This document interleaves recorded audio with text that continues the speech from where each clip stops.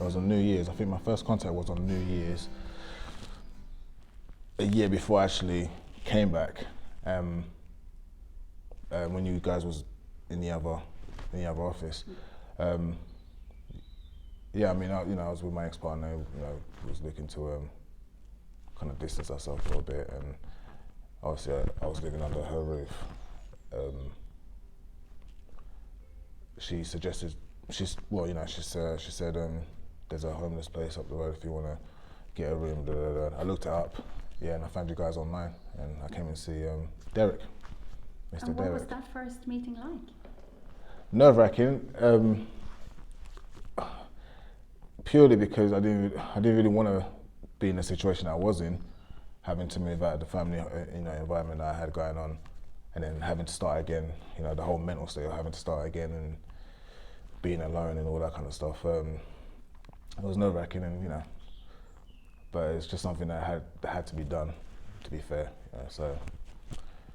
But Derek, to be fair, he made me feel comfortable. I thought I had to go through all this, because I have one problem that I do have is ID, or I did have, was ID.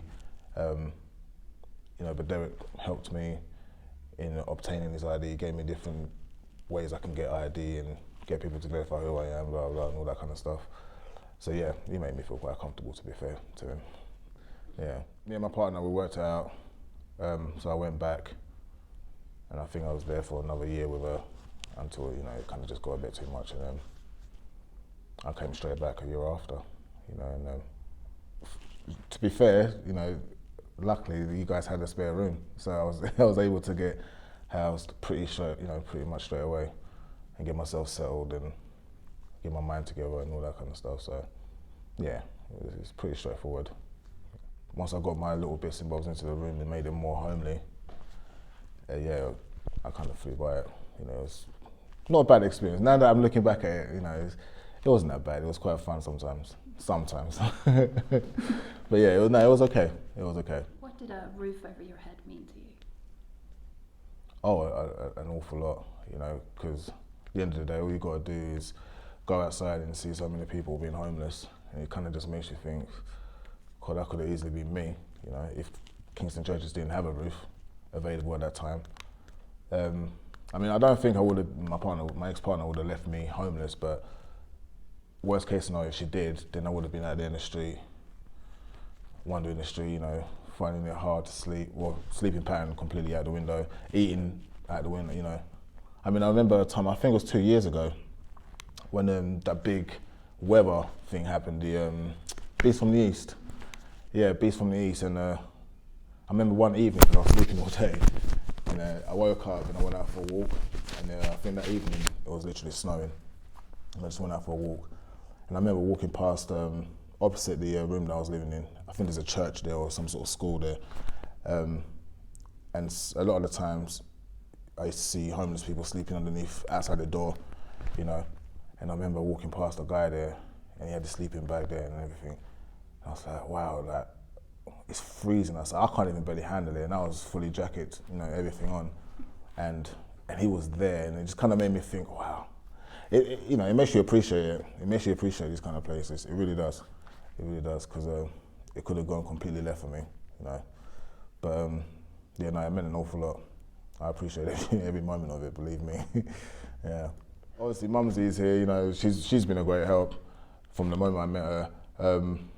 Because another thing as well, I think when you're in a homeless situation, and I have been in a homeless situation before, in Walthamstow, and there, literally, you're just homeless. People know you're homeless, and everyone kind of treats you like you're homeless. Whereas majority of the people here, especially Mumsy, she generally showed that she cared, and she wants me to move on. So Mumsy is the nickname for Ali. Ali, yes, yeah, Ali. Sorry, yeah, Ali, yeah. Yeah, no, she made me feel very that she generally cared, and I think that's very important for anyone that's homeless, because when you're in that situation, you're already down. If you've got people just kind of looking at you as a failure, then it can play with your mental state. So those, yeah, Mumsy and other additions, of course, it helped me very much. I mean, if it wasn't for Kingston Churches, especially for the last hurdle, I probably still would have been going through the Home Office thing because of the finance situation. I might not even be here. Who knows what would have happened, but yeah, they stepped in and they helped me out very much with that. But at the moment, so far so good. You know, I got a new partner. Baby was born last Thursday. Congratulations. Thank you. Yeah, it's looking up and up. I mean, today I've just literally went to the build. I never know the building's name, but where you do driving tests and all that kind of stuff. Draper's Court. I have no idea. I couldn't tell I you. know which building it Yeah, is, next to the Close college. council and the college. The college, yeah, yeah. I went there to do a test, to do a telescopic, I think that's what it's called, handler test. And basically, the test gives me permission to work on site, and you know, I passed that. So now I can save up and then go and get this license, and then get a better job than the one I'm in now. Earn more money, and I can do my providing thing and just kind of try and build my life. Being in a position that I was in where I literally lost everything. I did have days where, you know, I was just like, oh, you know, what's the point, sort of thing. Because to be fair, a lot of the times I was thinking, well, if I'm going to get deported anyway, you know, I'm pretty much going to die anyway, because you know, I don't know over there. From what the what are they called? The embassy. The embassy, from where I'm from what they said, thank you. You know, I'll be a target over there because of the way I speak and the way I dress. You know, I'm very much English in their eyes. So, in my mind, I was thinking, "Car, if I do go over there, it's over for me anyway." So that plays on you a lot. It was playing with me even when I was with my ex-partner. You know, she used to try and tell me, "Don't think about it. Try and think of the positive." And it's very, very difficult to think of the positive when you've got so much negative keep jabbing you every single day. You know. But she was right, and so was Kingston Churches, because they used to tell me, stop thinking of the negative. But you just can't help it, you know. But yeah, once upon a time I was in a dark place, you know, but I'm over it now. As you can see, the sun is shining. In more ways than one. In more ways than one, yeah, absolutely.